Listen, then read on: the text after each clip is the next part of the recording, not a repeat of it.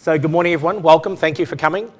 Today we're going to talk about organisational performance. A small group, a good group to work with, I think, when you begin to look at this topic and begin to work your way through. So as always, we're going to start with a language which is about great businesses. Why great? And whenever you think about organisational performance, you've got to have a benchmark, you've got to have a starting point, you've got to have a language which you can refer to in your organisation. Because if you turn around and say, I want to speak to you about organisational performance, I want to speak to you about how well we're doing, what's your benchmark? What are you talking about? Aren't we doing absolutely fantastic already? Aren't we achieving everything we should be achieving? And simply to look at the external metrics you may be putting in place may not be sufficient. Because as you see, once we dig into organisational performance and you get into what I would call the heart of organisational performance, it's very soft.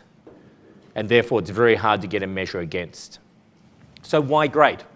In our mind, if you're not aiming for great, then you're not going to get the returns you need to get. So there's this level where you can say it's good, it's better, it's best. There's a level beyond that. It's good, it's better, it's best, it's great. And where you want to be taking yourself out to is that edge all the time. So when we talk about great, what do we mean? We have a language which basically says if you're talking about great, then you're talking about businesses which are exceptional. You're talking about businesses which do exceptional things day after day after day after day. And you begin to say, what does that mean? It means you've got an organisation where the owners, the employees, management, if you prefer to call it that rather than owners, the employees and the customers just thrive in what's happening. They love it. They love working there, they love owning it, they love growing it, they love developing, they love buying products from it, they love the services, they love it. And if you pause there and you think of most organisations which exist, often half the staff, if not more, don't even want to be there. They're there because they have to be there. The people who own the business just want to get out of it. And maybe one day I can get it to a sufficient value where I can sell and get my money.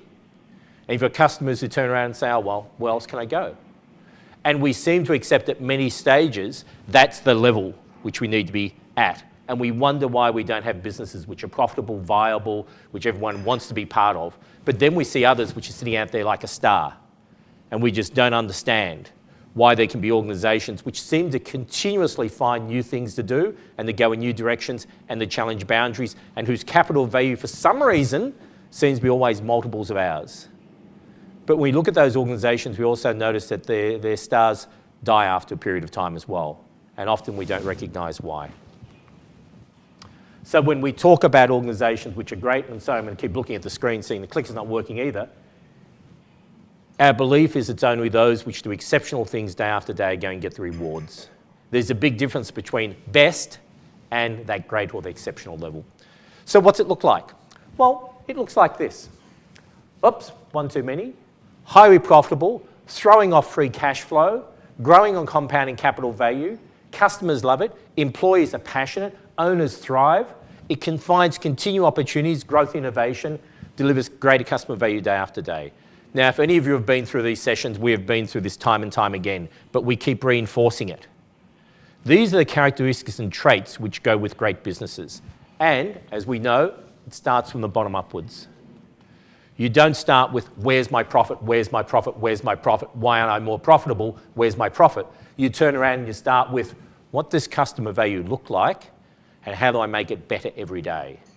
And that's where you focus. And as you focus on that, then you begin to find opportunities to grow. You find ways to be more innovative because you focus on growing that value.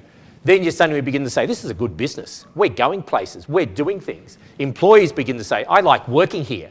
We're going places. We're doing things. It's great work. Customers actually begin to say, wow, they actually know what we want and they're delivering it. And then strange enough after that, our capital value seems to grow, cash seems to be there, and we seem to be profitable. But I think often we don't get that. So in organisational performance, you always start at the beginning and you turn around and you say to yourself, what sort of an organisation do I actually want? Do I actually have that clear? Do I actually articulate that?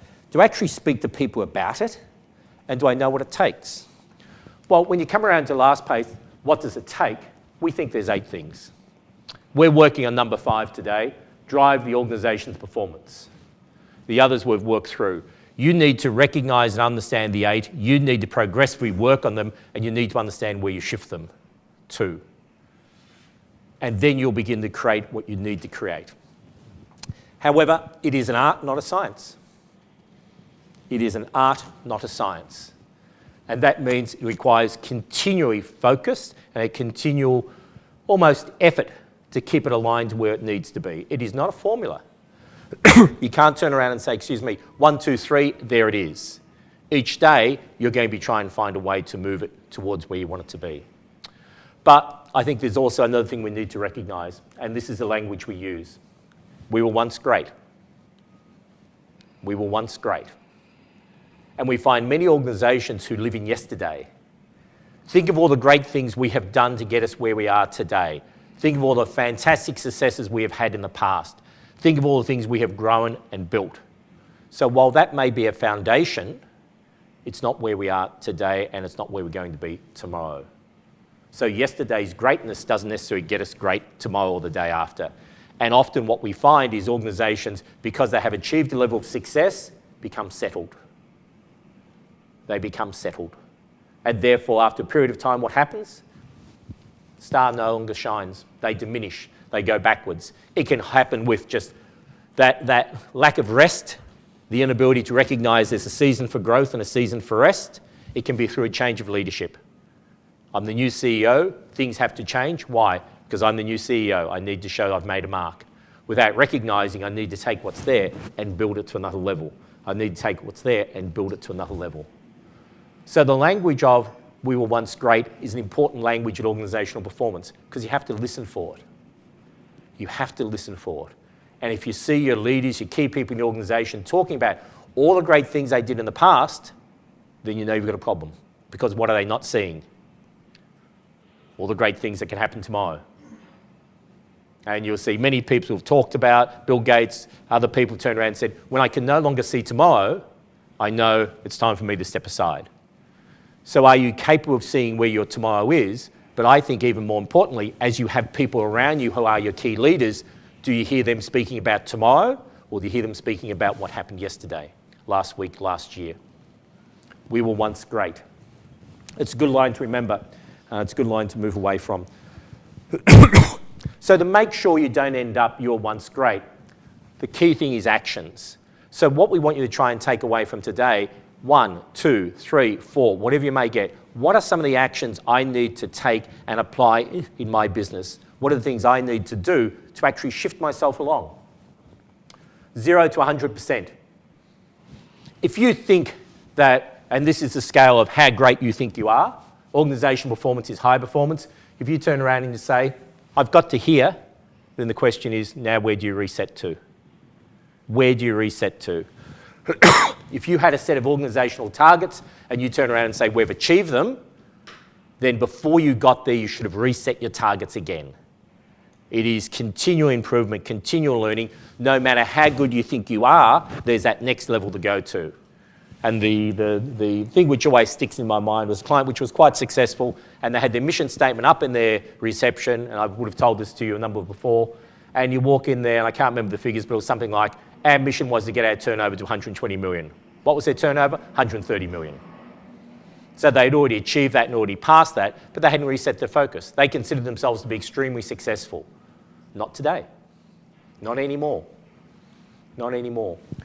So you've always got to target and then lift. Target, then lift.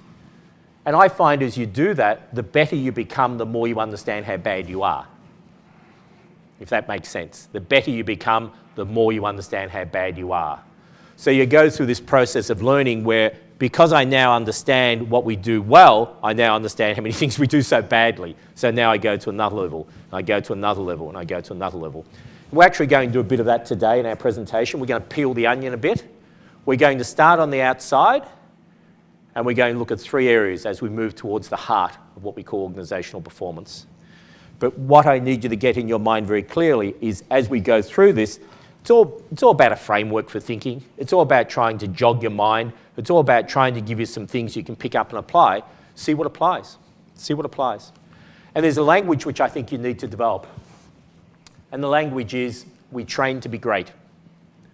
We train to be great. So if you're training for something, what does that mean you're doing? constantly, day after day after day. I have actually a regiment, and that is my training regiment. But once I get to a certain level, I'm going to shift up to another training regiment. And once I get to that, I'm going to shift to another. And I'm going to focus on the weaknesses. Think of a physical context, the weaknesses in my body, and I'm going to progressively build up the strength. Overall, I'm building the strength, but my legs are weak, so I'm going to work on my legs. My chest are weak, I'm going to work on my chest, and you go through. So we train to be great. So as you go through today and as you go forward, the question will be for you, where are you training? Excuse me, where are you training? What are you actually doing to take the organisation to another level of performance? And as you see, as we walk through these three areas, there's three distinct areas where you can focus on, and it's going from the outside to the inside. The heart is the hardest, but the heart is the strongest. The exterior ones we can work through reasonably easy. We train to be great. What is your training regimen for your organisation to take it to the next level? So we're going to look at three aspects today. Delivery. What does your delivery mechanism look like? Is it like that? It's effective? It gets you there? The second thing we're going to look at is alignment. How well are things aligned within your organisation? If there's one cog out of place, it doesn't work. And the third area we're going to look at as we get into the heart is the engine.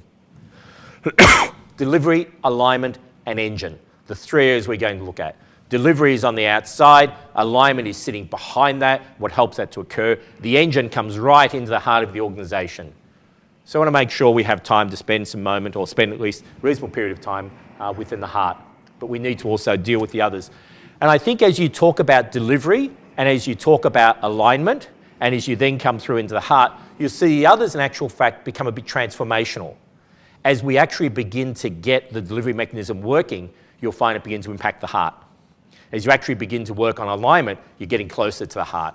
So if you don't get the bit about the engine, you say, I get it, but I don't know how to act on it. That's okay. You start on the outside, and you'll begin to work your way through to do that.